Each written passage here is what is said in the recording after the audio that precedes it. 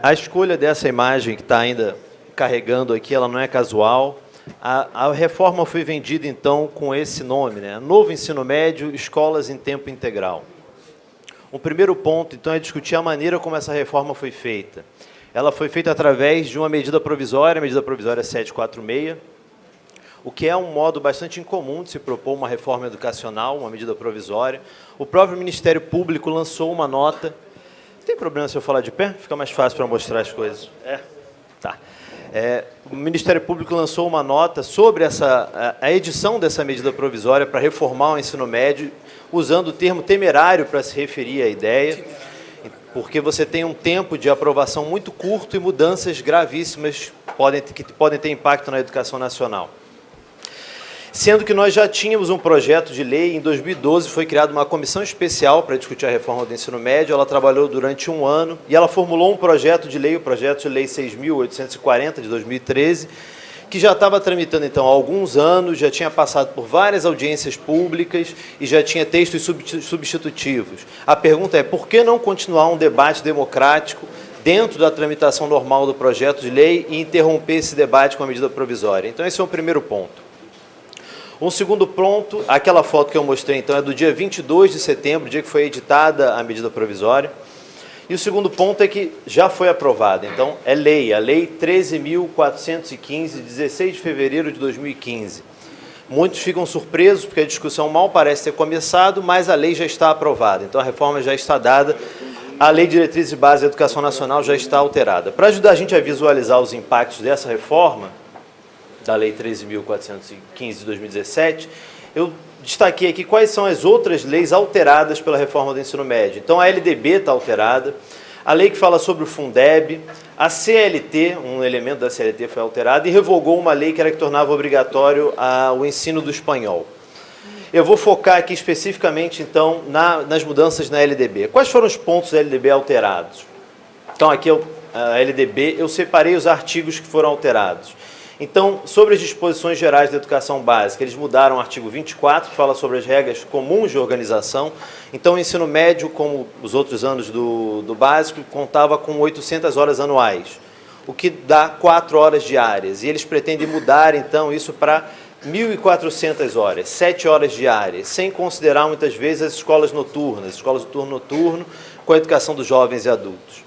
Muda o currículo, então, da educação básica como um todo. Do ensino médio, fala sobre a BNCC, que é um novo documento que não foi nem publicado. Currículo do ensino médio, sobre os cursos e programas da educação superior e fala sobre os profissionais e a formação dos profissionais de educação. Eu separei, então, a minha fala em 3 momentos, eu não sei se vou conseguir chegar ao terceiro, mas organizei por ordem de importância. Então, o primeiro ponto que eu queria discutir com vocês é justamente o tema, né? A maneira como eles venderam a reforma. Dizendo, então, era um novo ensino médio, escolas em tempo integral. A grande questão aqui para mim é que essa reforma, o coração da reforma, não é a mudança para a escola em tempo integral. Você tem uma mudança mais estrutural na maneira como está organizado o ensino médio. E é sobre isso que eu vou tentar conversar com vocês. Coloquei um título aqui, um pouco para provocar, O Pequeno Temer e o Grande Perigo da Reforma. Por que o pequeno Temer? E aqui não é nenhuma forma de respeito. Porque ele, quando foi lançar a medida provisória no dia 22 de setembro do ano passado, ele narrou uma história e ele, sem perceber, acabou revelando qual era o maior perigo dessa reforma do ensino médio. E quando ele fez isso, ele falou sobre a sua infância. Por isso eu botei o pequeno ou o jovem Temer e o grande perigo da reforma. Então, na cerimônia, ele acabou falando sobre esse grande perigo. Eu vou mostrar para vocês o vídeo, então, na cerimônia de lançamento da medida provisória. Não sei se tem como sair o som. Bom, talvez, né? Ele está contando, depois a gente vê se o som volta, ele está contando um pouco sobre, na infância dele, num município, num pequeno município no interior do estado de São Paulo, ele estava falando sobre o fato que ele poderia escolher, então, entre o clássico e o científico. E aí depois a história continua e eu vou tentar traçar o paralelo aqui importante para entender a reforma. Então, qual é o grande ponto da reforma? Para mim, a mudança estrutural na reforma do ensino médio. O ensino médio será dividido em duas partes, uma dedicada à tal da Base Nacional Comum Curricular e uma outra dedicada aos itinerários formativos. O que isso quer dizer? O aluno, então, vai fazer uma parte comum a todos e depois ele vai ter que escolher itinerários formativos. Ele vai poder fazer opções sobre o que ele quer ou não cursar. Isso está na LDB agora no artigo 36, né, ela já está alterada, simplesmente dizendo que será composto pela Base Nacional Comum e por itinerários formativos, e ele indica 5 itinerários possíveis. Linguagens, matemática, ciências da natureza e suas tecnologias, ciências humanas e sociais aplicadas e formação técnica e profissional. E aqui nós temos uma questão importante para falar, né? Mas mais para frente. A carga horária destinada à BNCC, então, não poderá ser superior a 1.800 horas. Então, essa parte comum não pode ser superior a 1.800, só que a gente não sabe se esse 1.800 é na carga atual ou se na que vai ser proposta. Então, eles têm falado muito sobre metade, o aluno faria o primeiro ano do ensino médio comum, a metade do segundo comum, e aí na metade do segundo ele teria que escolher um dos itinerários. E faria a metade do segunda metade do segundo ano e o terceiro já dentro das matérias que ele escolheu. E abre a possibilidade aqui também, ainda no artigo 36, para que o aluno, se quiser voltar a fazer um itinerário por ele ter escolhido mal no momento da escolha, ele poderia voltar e fazer uma espécie de reingresso e cursar mais um ano de ensino médio. Eu não sei quais alunos que optariam por isso, mas... sobre esses itinerários, agora vem para mim o grande problema da reforma. Que a reforma foi vendida como a reforma da escolha. Os alunos poderiam escolher o que eles bem entendessem e eles teriam a opção, eles poderiam escolher dentre as inúmeras possibilidades. Eu até coloquei aqui para nós vermos uma breve propaganda, não sei se o áudio vai sair. Já? Novo ensino médio. Quem conhece, aprova. Eu escolho o que eu vou estudar? Então é claro que eu aprovo. Minha votação? Sim, eu aprovo. Eu quero. Eu aprovo. Com o novo ensino médio, você tem mais liberdade para escolher o que estudar, de acordo com a sua vocação. É a liberdade que você queria para decidir o seu futuro. Quem conhece o novo ensino médio? Aprova. Acesse o site e saiba mais. Ministério da Educação, Governo Federal, Ordem e Progresso. Então os jovens se levantam e falam, eu aprovo, eu agora quero cursar. Até eu fico vendo a propaganda com vontade. Mas o grande problema é, será que efetivamente vai ser oferecido para o aluno essa gama de opções? Eu afirmo aqui que não necessariamente. Então, além desse modelo que eu mencionei para vocês, que seria metade, você tem outra possibilidade agora com a reforma. Além das formas de organização previstas no artigo 23, o ensino médio poderá ser organizado em módulos e adotar o sistema de créditos com terminalidade específica. Então, o ensino médio poderia seguir o modelo do ensino superior, com disciplinas semestrais, com terminalidade específica e contando créditos. Isso levaria os alunos, os jovens, a escolherem o que eles vão fazer para o resto da sua vida, potencialmente no início do ensino médio. Porque no início do ensino médio eles já poderiam ter que escolher, então, uma matéria do seu itinerário formativo. Imagina, já é difícil escolher no final do ensino médio, imagina no início, e a pressão em cima dos alunos por conta da existência de um itinerário de formação técnica e profissional. Agora, o grande problema, e eu vou mostrar um outro vídeo bem breve, no texto da medida provisória, você tinha um artigo muito mal formulado que falava que você teria que oferecer no mínimo 2 itinerários. Esse artigo ele foi excluído da lei, então não existe nenhuma menção a um mínimo de itinerários que cada escola deve oferecer. E aqui reside o perigo, porque essa escolha, o que cada escola vai oferecer, ela vai ser feita pelo sistema estadual. Então, se o sistema estadual olha para um município do interior e decide, não, aqui nós temos muitos alunos da classe trabalhadora, vamos oferecer em todas as escolas desse município só formação técnica e profissional. O Estado não é obrigado a oferecer para esses alunos os outros itinerários, o que é muito grave. Eu vou mostrar para vocês um vídeo agora do representante do Concede falando na cerimônia de lançamento da reforma, no dia 22 de setembro do ano passado, no qual ele fala isso explicitamente. Então, escutem. O Estado ele pode fazer uma opção de que ele trabalhe a Base Nacional Curricular Comum, ainda deixando no primeiro ano a possibilidade de já ter uma ênfase. Da mesma maneira como a escola não é obrigada a ofertar as 5 ênfases. Então você pode ter o Estado definir que uma determinada escola ela vai estar concentrada numa ênfase X, uma ou até 2 ênfases, Eu posso ter escolas com 5 ênfases, eu posso ter escola mais focada na educação profissional como ênfase e assim por diante. Então, ele falou explicitamente, a escola pode oferecer só uma ênfase, só precisa oferecer uma ênfase. Então, imaginem um aluno do interior do estado do Rio de Janeiro, num município onde as escolas oferecem apenas um itinerário. Então, onde é que fica a escolha para o aluno, que foi tão vendida nessas propagandas? Percebem? E aí entra a narrativa que eu mencionei para vocês do próprio Temer no lançamento da medida. Ele, sem perceber, ele narrou o maior perigo dessa reforma na história que ele contou. Então, eu vou mostrar para vocês essa narrativa. Eu folgo em vir a este plenário num instante em que se inova o ensino médio. E a história da educação é uma coisa curiosa.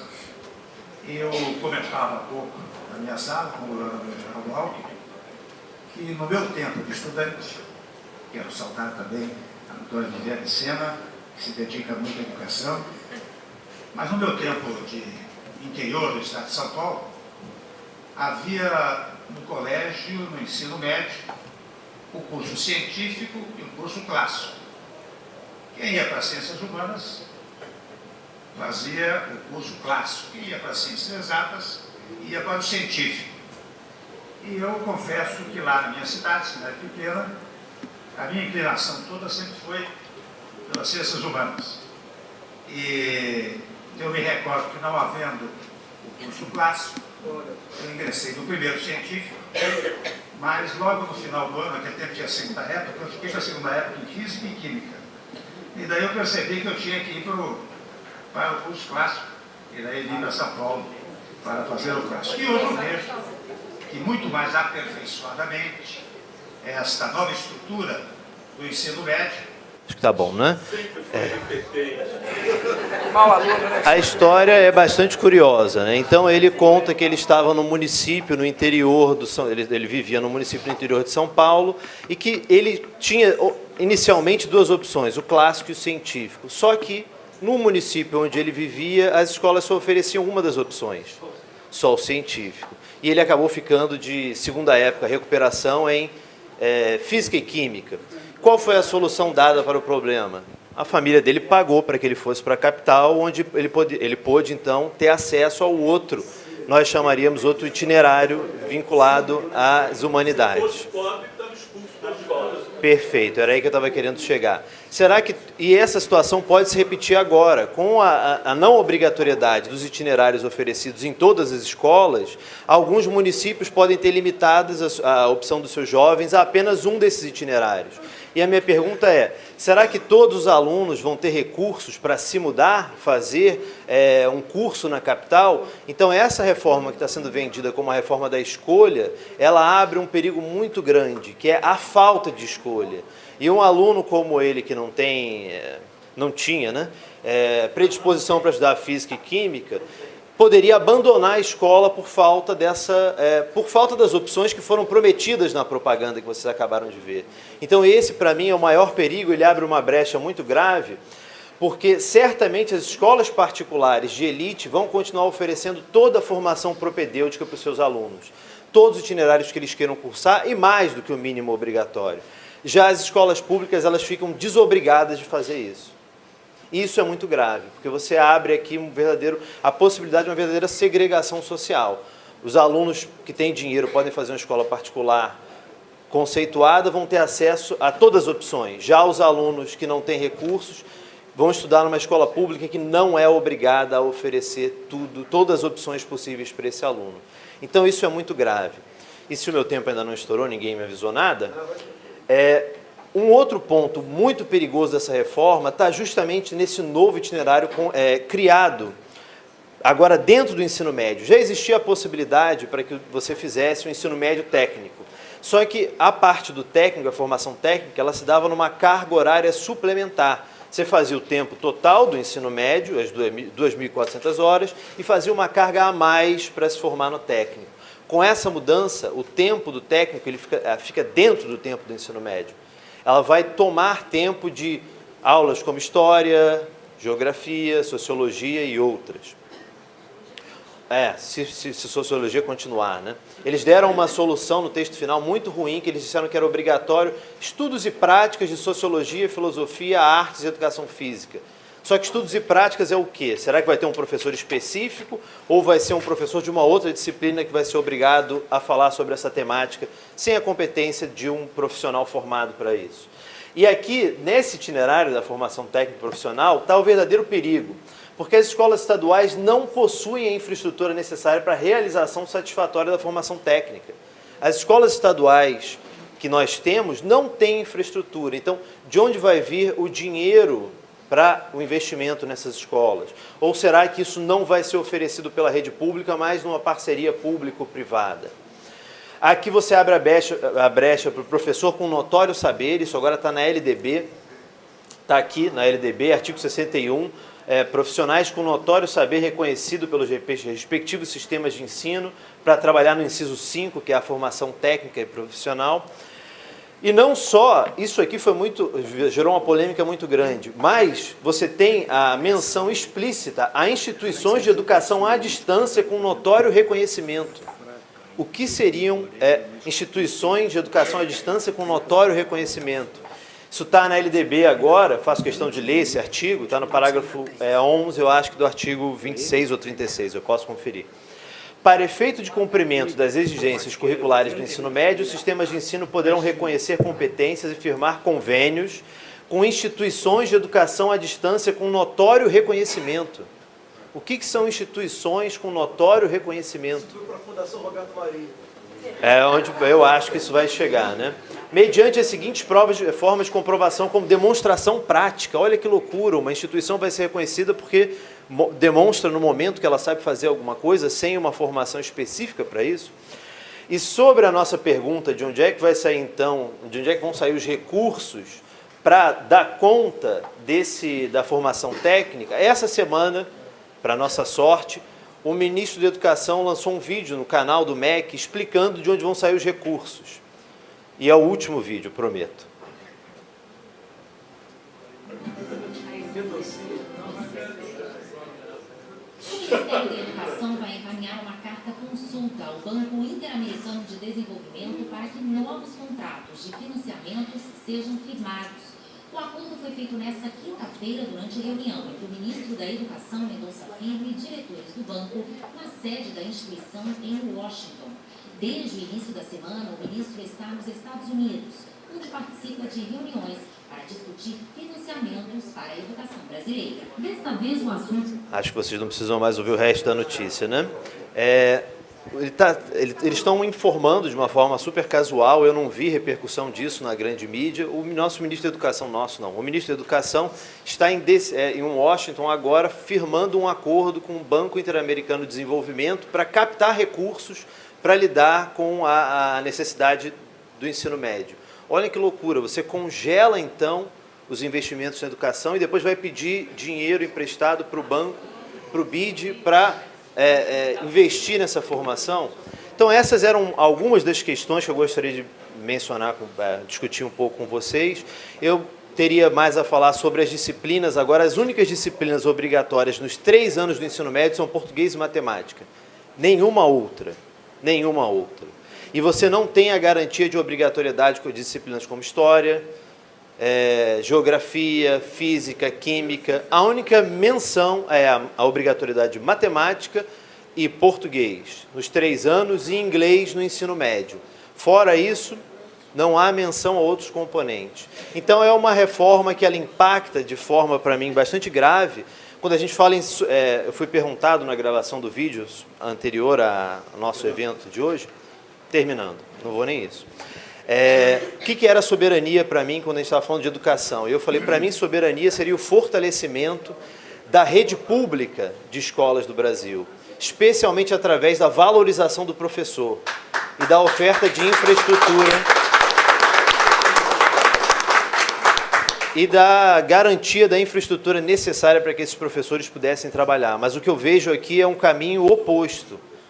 Professores com notório saber, congelamento de investimentos na educação, você pedindo para dinheiro emprestado para investir em algo que deveria ser feito aqui internamente no Brasil. Então, eu acho que a situação é bastante grave. Eu coloquei algumas questões, eu acho que dá para falar em 20 minutos. Eu fico à disposição para o debate. Obrigado.